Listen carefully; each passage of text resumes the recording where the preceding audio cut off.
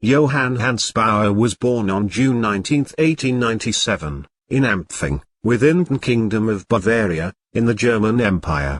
He was called up to serve in the Bavarian army in 1915, and trained in field artillery. He then joined the Luftstreitkräfte, the Air Force, as an artillery spotter.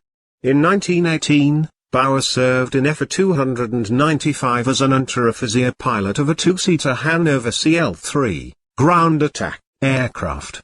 He was credited with 6 confirmed and 3 unconfirmed victories against French aircraft beginning on July 17, 1918. Weserfeldwebel Baur was awarded the Iron Cross First Class and the Bavarian Silver Bravery Medal for attacking a French formation of 7, and downing 2 planes. His last aerial victory of World War I took place on October 29, 1918. After the war, he joined the Freikorps under Franz von Lipp. He went on to become a courier flyer for the Bavarian Air Mail Service. Starting in 1922, he was a pilot for Bayerischer Luftleute, and then Junkers Luftwerke. He married his first wife, Elfriede, in 1923.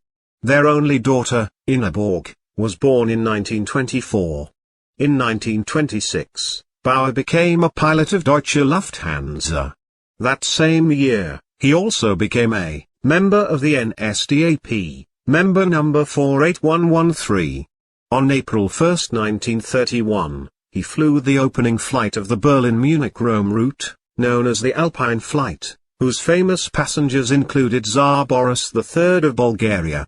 Adolf Hitler was one of the first politicians to campaign through air travel. He decided air travel was more efficient than traveling by railway or road. Baur first served as his pilot during the 1932 German general election. Hitler obtained his first private aeroplane, a Junkers Ju-52-3M, with registration number D2600, in early 1933, after becoming German Chancellor. The same registration number continued to be used for all aircraft used by Hitler until 1945.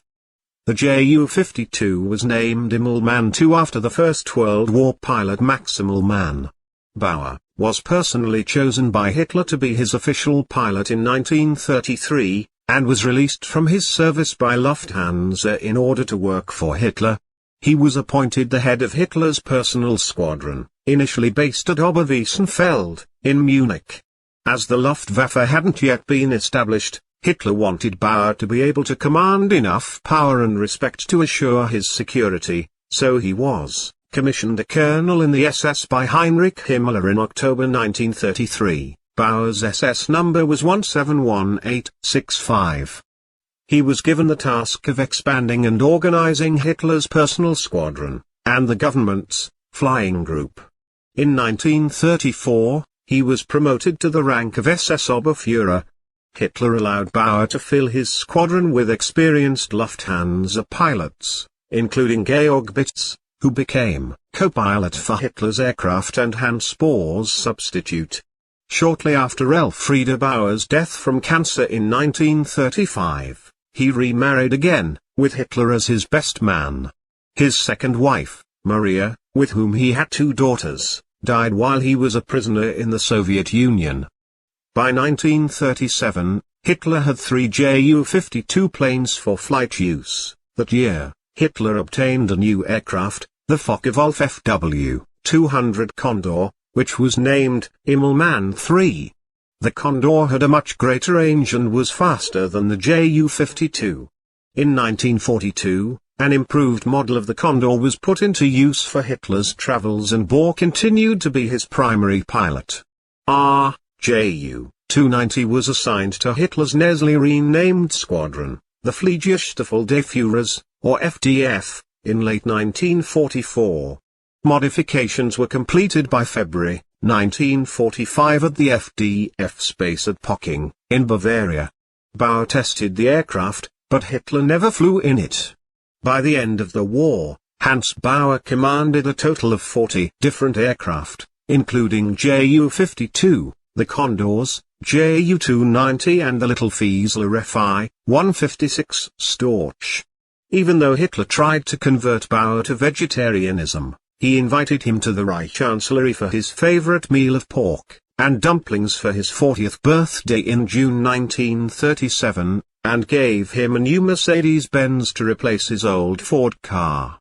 On January 31, 1944, Baur was promoted to SS Brigadeführer and Major General of the Police, and on February 24, he was then promoted to SS Gruppenführer and General Lieutenant of the Police.